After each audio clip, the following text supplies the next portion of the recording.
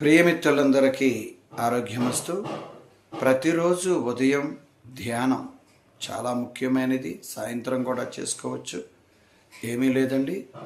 మనం ఈ విధంగా సుఖాసనం కానీ పద్మాసనం కానీ వేసుకుంటూ మీకు ఎలా వీలైతే అలా వేసుకొని మన శక్తిని వేళ్ళ మధ్యలో బంధిస్తూ ఒడిలో పెట్టుకొని నడుము నిటారుగా పెట్టుకొని ధ్యాన చేసేటప్పుడు తీక్షణంగా చూస్తూ కళ్ళు మూసి శ్వాస మీద ధ్యాస పెట్టడమే, అంతే.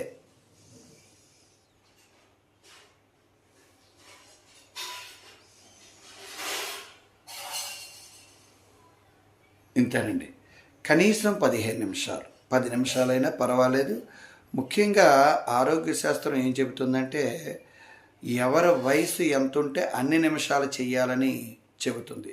విద్యార్థులకు, యువతకు పర్వాలేదు, పెద్దవాళ్ళకి 50 సంవత్సరాలు దాటే వాళ్ళు అంత సమయం కూర్చోలేరు. కాబట్టి కనీసం 10 నిమిషాలు చేయడం వల్ల మన శరీరంలో ఉన్నటువంటి అంతర్గత అవయవాలన్నీ కూడా బలోపేతమై చక్కటి ఆరోగ్యాన్ని ఇస్తుంది.